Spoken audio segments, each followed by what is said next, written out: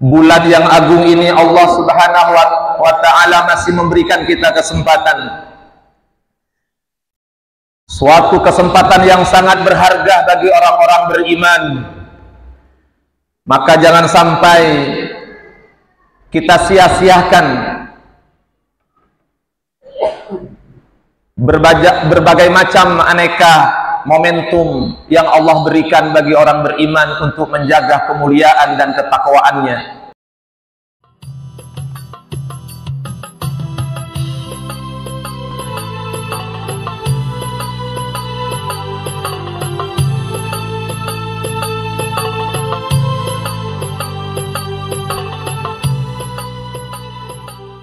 Assalamualaikum warahmatullahi wabarakatuh.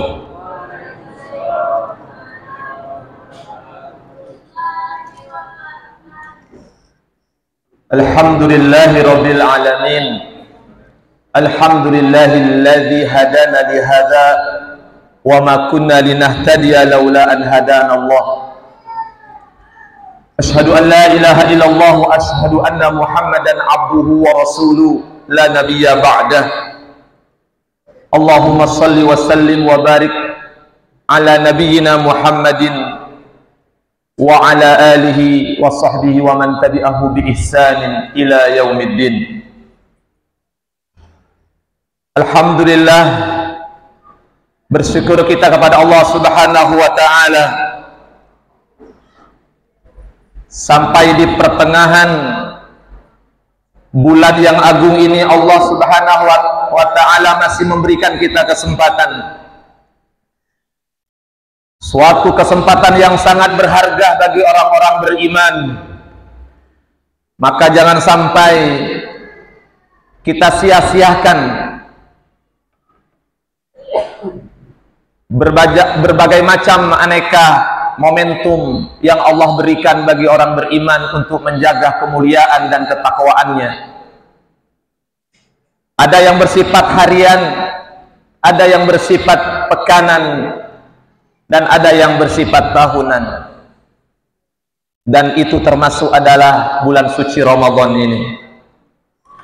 Salawat dan salam kita haturkan kepada baginda Rasulullah sallallahu alaihi wasallam, berikut para keluarga, para sahabat serta pengikut beliau yang setia mengamalkan ajaran-ajarannya. Bapak Ibu hadirin jamaah salat tarawih yang dimuliakan Allah Subhanahu wa Ta'ala. Bulan puasa merupakan salah satu momentum yang tepat untuk kita kembali merefleksikan jalinan persaudaraan kita sesama muslim. Karena Allah Subhanahu wa Ta'ala sebutkan di dalam surat Al-Hujurat, innamal mu'minuna ikhwah. Sesungguhnya hanya orang-orang beriman yang bersaudara, yang di dalam bahasa Arab disebut dengan al-akh. Akhun itu adalah keturunan, sebuah ikatan,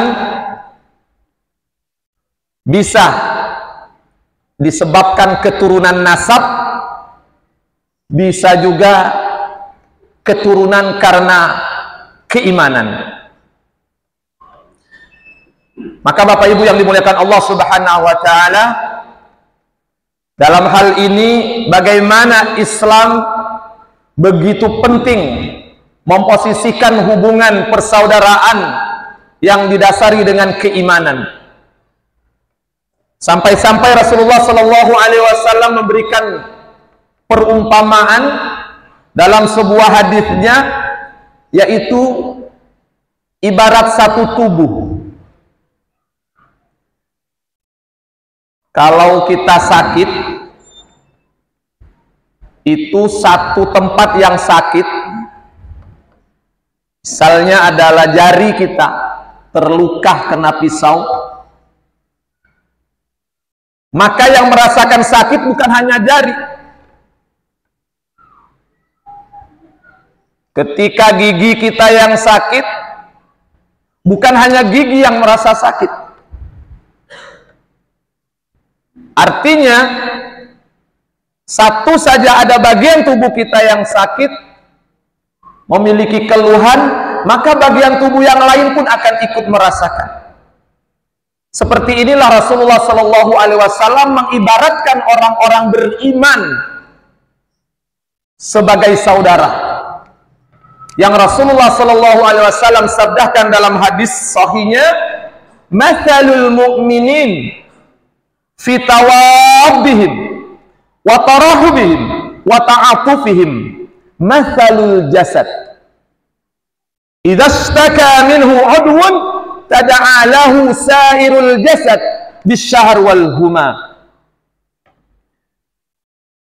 Rasulullah bersabda, perumpamaan orang-orang beriman itu pada perihal saling mencintai, saling mengasihi, sayang menyayangi, dan saling menyantuni seperti tubuh yang satu. Idza ishtaka minhu udwun, jikalau ada satu bagian tubuh yang mengadu, yang sakit, tada'a lahu sa'irul jasad, maka akan menyebabkan memanggil anggota tubuh yang lainnya. Bisahar wal huma, dengan begadang, nggak bisa tidur, dan demam. Seperti itu yang diibaratkan dan diumpamakan oleh baginda Rasulullah Shallallahu Alaihi Wasallam orang-orang beriman. Maka Bapak Ibu yang dimuliakan Allah Subhanahu Wa Taala, penting sekali kita merefleksi ulang bagaimana hubungan persaudaraan kita antar sesama umat Islam khususnya.